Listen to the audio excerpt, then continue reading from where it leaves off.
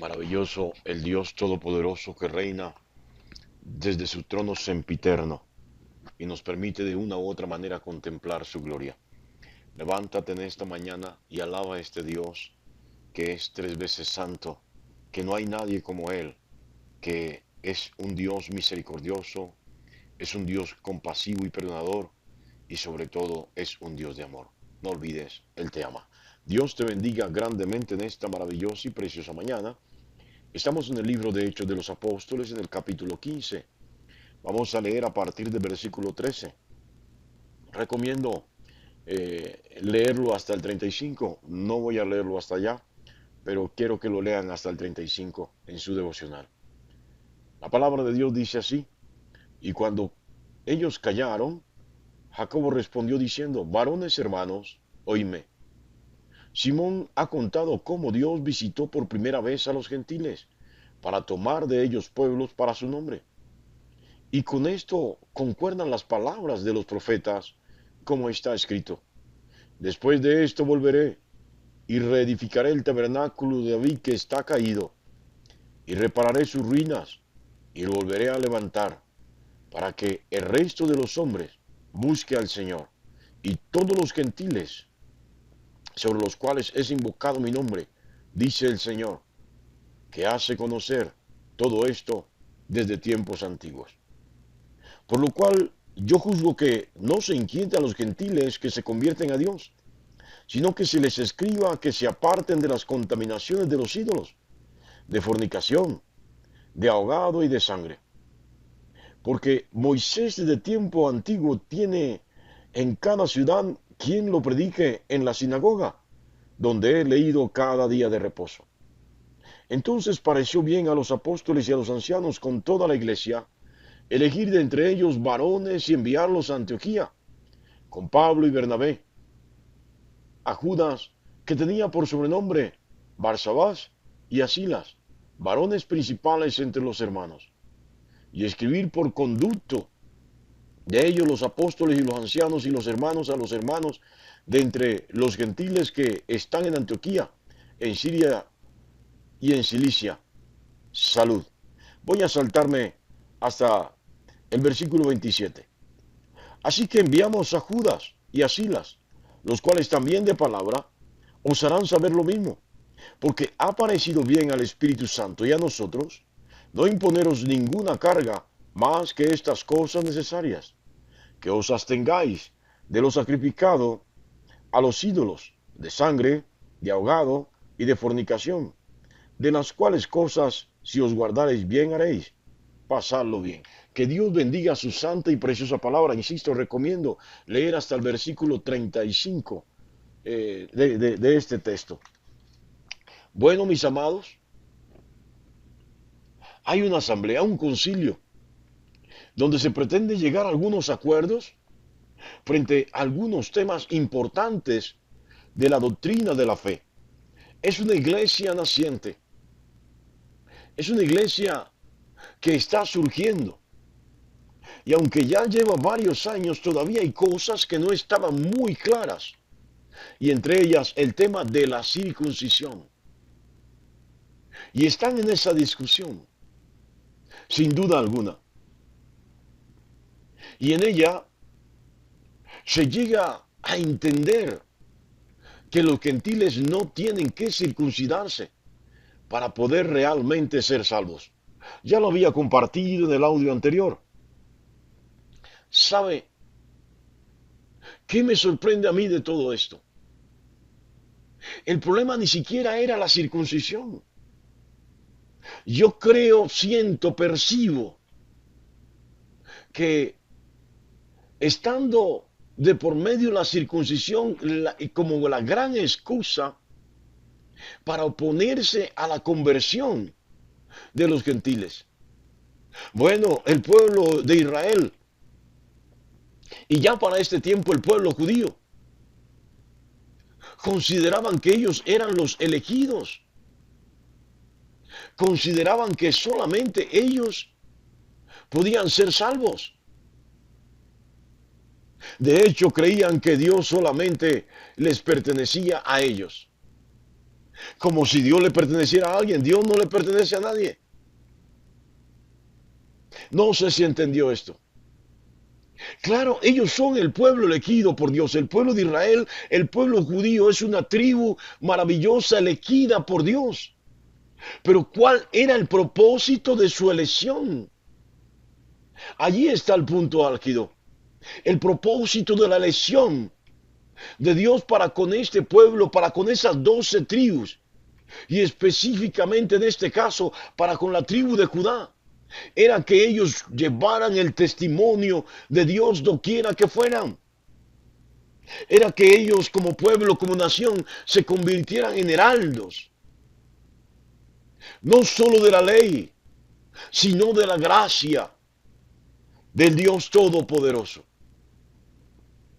Sí, pero ellos, encerrados en su egoísmo, consideraban que la salvación era solo para ellos y que nadie que no se convirtiera a la fe judía realmente podía ser salvo.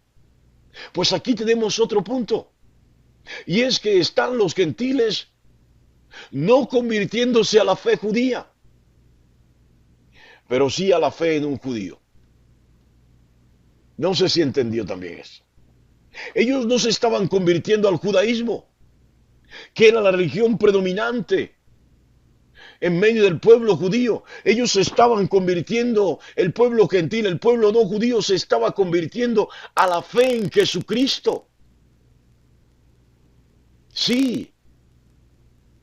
Y los judeocristianos, los judíos que se habían convertido a Cristo, seguían con esa actitud de resistencia a aquellos que no eran parte del pueblo de Israel, aquellos que no eran parte del pueblo judío. ¿Sabe? Aquí tengo que decirle algo importante. Hay mucha gente a las cuales no nos aman y mucha gente a las cuales nosotros por X o Y circunstancia no alcanzamos a amar y no quisiéramos estar, compartir con esas personas. Es un sentimiento natural.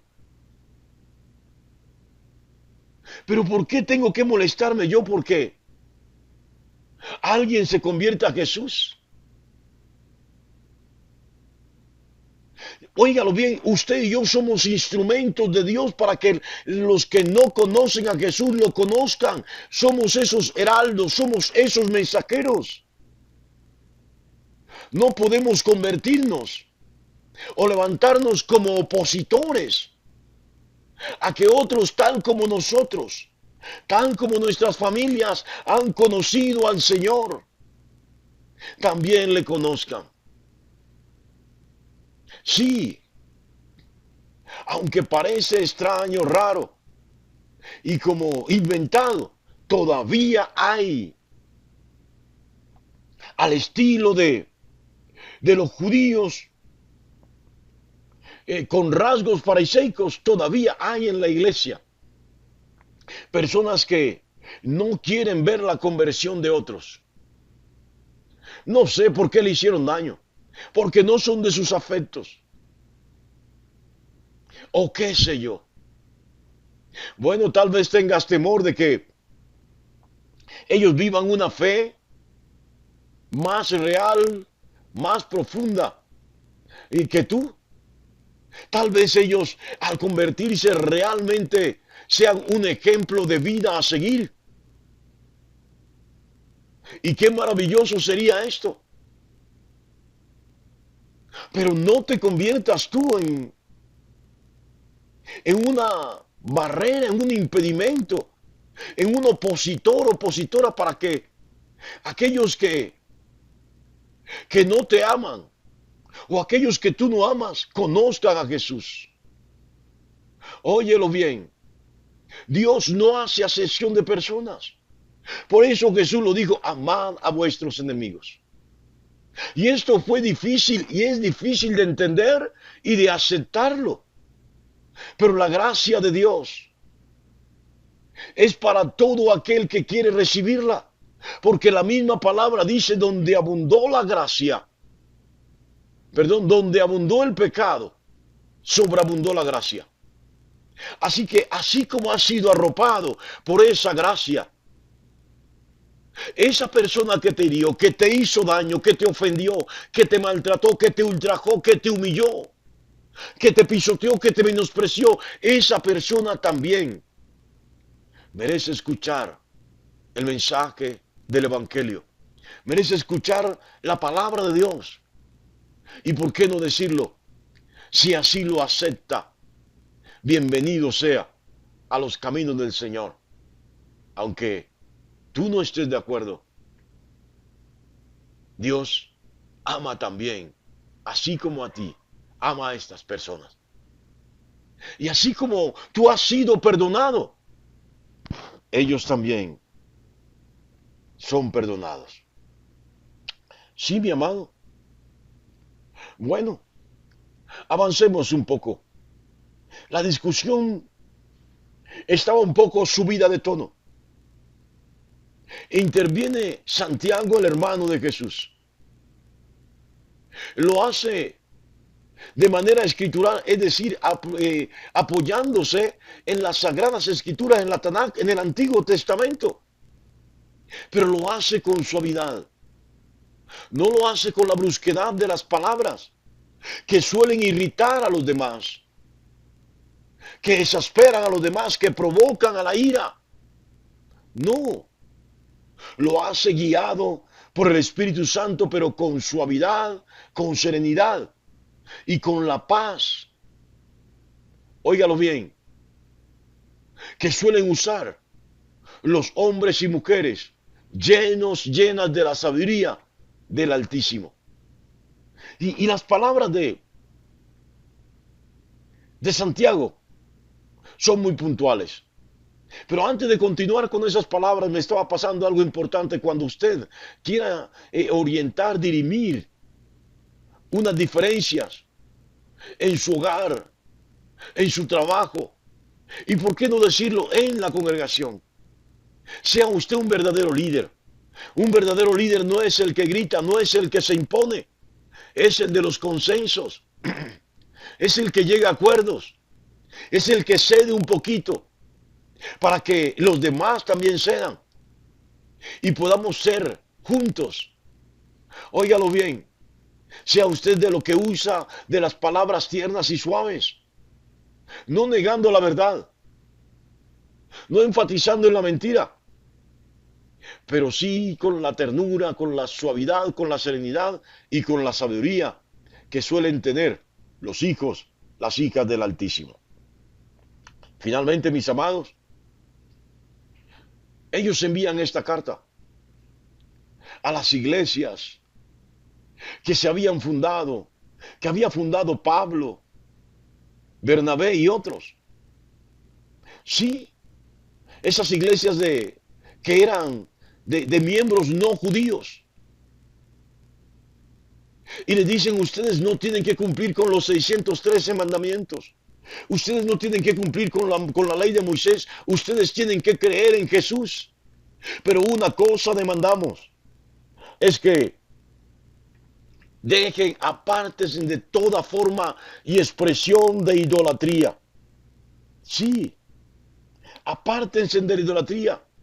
No coman lo que ha sido dedicado a esos ídolos, a esos demonios, a esos que llaman santos. Esas comidas no se pueden comer, porque es participar de la idolatría. No le rindan culto a lo que no es Dios. Eso es idolatría. Apártense de toda forma y expresión de fornicación. Apártense de la prostitución. Apártense de las pasiones desordenadas. Recuerde, óigalo bien, que parte de estas iglesias adoraban a Afrodita, diosa de la fertilidad, y que una forma de adorar a Afrodita, sin lugar a dudas, tenía que ver con las expresiones y con vida sexual desordenada en diferentes sentidos. Por eso Santiago y los demás le dicen, aparte de toda forma de fornicación, de toda forma de prostitución. Óigalo bien, apártense de comer cosa mortecina, cosa ahogada. Aparte de entrar en contacto con eso, y sin lugar a duda, no coma morcilla, no coma rellena, no coma sangre en ninguna forma, habida ni por haber. Y esto se enfatiza o lo reitera una vez más en el versículo 28, porque Santiago y los apóstoles dicen, no es que sean cosas nuestras, no es que se nos antojó imponerles esta carga, no. Dice, porque ha parecido bien al Espíritu Santo, dice Santiago, al Espíritu Santo y a nosotros, no imponeron ninguna carga más que estas cosas necesarias. Que os abstengáis de los ídolos, nada, cero idolatría. Al Espíritu Santo no comparte con la idolatría, Dios no comparte su gloria con nadie. No se puede comer sangre en ninguna forma porque es la vida de los animales. Sí, óyalo bien, de cosa mortecina, como había dicho, y de participar en pasiones desordenadas, en participar de prostitución, de desórdenes sexuales. Dice Santiago, de las cuales cosas, si os guardareis, haréis bien, pasadla bien. La carta fue leída y le pareció bien a los hermanos. Usted debe apartarse de toda forma y expresión de idolatría. No puede comer lo que sacrifiquen a los ídolos. En las famosas fiestas patronales, en la dedicación a los novenarios de los santos, toda esa cosa, nada de eso puede participar usted. No lo digo yo, dice, le ha parecido bien al Espíritu Santo. No lo estoy proponiendo yo. No puede comer sangre en ninguna manera. Puede comer sangre de animal. Ni cruda, ni cocida, ni aliñada, como sea. No puede comer eso si realmente usted es cristiano, si realmente usted camina con Jesús, si realmente usted está bajo la cobertura de los santos apóstoles de Dios. No puede comer esto. No puede comer a cosa mortecina y no puede vivir bajo lecho o manto de fornicación. Que Dios le traiga sabiduría a su vida y le permita tomar las mejores decisiones. Dios le bendiga grandemente.